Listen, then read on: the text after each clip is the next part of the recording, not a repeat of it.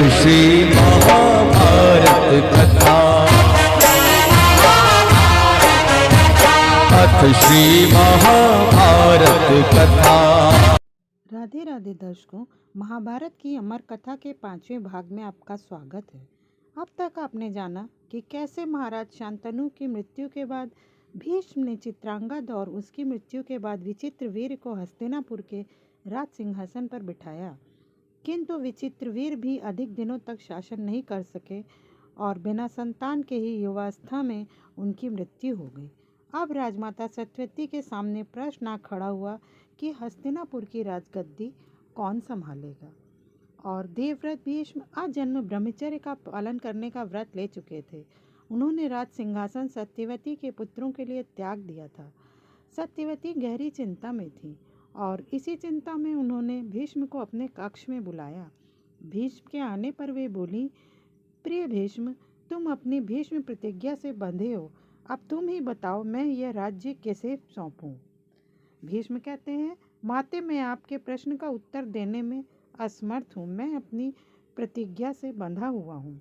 तब सत्यवती कहती हैं कि ठीक है पुत्र, फिर तुम्हें महर्षि वेदव्यास के ही पास जाना होगा। भीष्म कहते हैं, क्यों?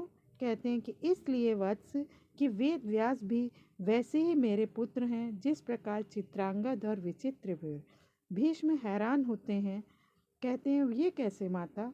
तब सत्यवती कहती हैं कि जैसे तुम अपनी प्रतिज्ञा से बंधे हो, किंतु मुझे तो हस्तिनापुर को उत्तराधिकारी देना है, तो मेरे पास अब एक ही मार्ग बचा है कि मैं अपनी दोनों पुत्रवधुओं को नियोग के द्वारा पुत्रवती बनवा दूं। भीष्म फिर कहते हैं, क्या वेदव्यास इस नियोग के लिए तैयार होंगे? सत्यवती कहती हैं, क्यों नहीं होंगे? वो मेरे पुत्र हैं, मेरी आज्ञा मानना उनका धर्म है। तब भीष्म कहते हैं, माते, वह आपके पुत्र कैसे हैं? सत्यवती कहती हैं कि देवव्रत, यह उस समय की बात है जब मैं कुंवारी थी और प्रतिदिन की भांति नाव खेती थी। तभी एक दिन महातपस्वी ऋषि पाराशर मेरे पास आए और मुझसे यमुना पार कराने का निवेदन किया। मैंने उन्हें नाव में बैठा लिया। बीच धारा में उन्होंने मुझसे प्रणय निवेदन किया। मैंने उनसे इनकार कर दिया, किंतु वे नहीं माने और उन्होंने मुझे मत्स्यगंधा को अति रूपवती नारी और सदैव कुमारी बने रहने का आशीर्वाद दिया और अपने तपोबल से मुझे पुत्र रत्न की प्राप्ति कराई थी। उसी के फलस्वरूप वेदव्यास का जन्म हुआ। इस प्रकार मैं अविवाहित ही माँ बन गई थी। तुम्हारे पिता महाराज शांतनु से मेरा विवाह बाद में हुआ। सत्यवती अपनी कहानी सुनाकर चुप हो गई। भीष्म कुछ देर सोचते रहे। सत्यवती ने कहा, पुत्र, नियोग द्वारा वंश परंपरा चलाने के लिए किसी पर पुरुष का सहयोग पाना शास्त्र संपत है। फिर भीष्म ने कुछ नहीं पूछा और भीष्म वेदव्यास के आश्रम में पहुंचे और उन्होंने उनको वहां पर अपनी मंशा बताई। पहले तो वेदव्यास ने इनकार कर दिया क्योंकि वे सन्यासी थे, लेकिन फिर माता की आज्ञा मान करके वे भीष्म के साथ महल में रहे। महारानी सत्यवती ने उन्हें अपनी मंशा बताई। उन्होंने रानी सत्यवती से 1 साल का समय मांगा और कहा, माते, अभी मेरी अवस्था ऐसी नहीं है। लेकिन सत्यवती ने कहा कि मेरे पास 1 साल का समय नहीं है। आप जैसे हैं वैसे ही हम पर कृपा करें। वेदव्यास उनकी बात मान जाते हैं। महारानी सत्यवती रानी अंबिका के पास जाती हैं और उन्हें सारी बात बताती हैं और कहती हैं कि पुत्री, ये राज्य की आवश्यकता है, तुम्हें महर्षि वेदव्यास के पास जाना ही होगा। उनकी बात सुनकर रानी अंबिका कांप जाती हैं और डरते हुए वे वेदव्यास के कक्ष में जाती हैं। और जैसे ही मुनि वेदव्यास उनकी तरफ देखते हैं, लज्जा और संकोच के कारण वे अपनी दोनों आंखें बंद कर लेती हैं। वेदव्यास माता सत्यवती के पास आते हैं और उन्हें बताते हैं कि माता, अंबिका ने तो अपनी आंखें ही बंद कर ली थी, इसलिए अब अंबिका को जो पुत्र होगा वो नेत्रहीन होगा। सत्यवती बहुत चिंतित होती हैं और कहती हैं, मैं अंबालिका को समझा दूंगी। और समझा बुझाकर अंबालिका को वेदव्यास के कक्ष में भेजती हैं। अंबालिका उनके कक्ष में जाती है। महर्षि व्यास कहते हैं, डरो मत अंबालिका, किंतु उन्हें देखते ही अंबालिका भय से पीली पड़ जाती है और वहाँ से चली जाती है।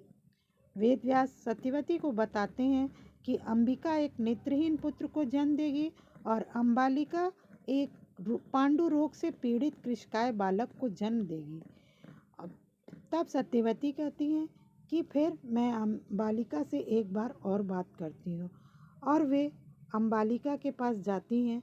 अंबालिका और अंबा कहती हैं कि अब हम मुनि के पास नहीं जाएंगे, और अंबिका अपने जासी को मुनि के पास भेज देती हैं।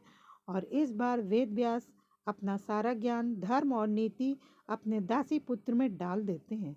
इस प्रकार वेद व्यास की कृपा से अंबिका धृतराष्ट्र को, अंबालिका पांडु को और दासी धर्मात्मा विदुर को जन्म देती हैं। समय के साथ साथ तीनों बालक बड़े होते चले जाते हैं।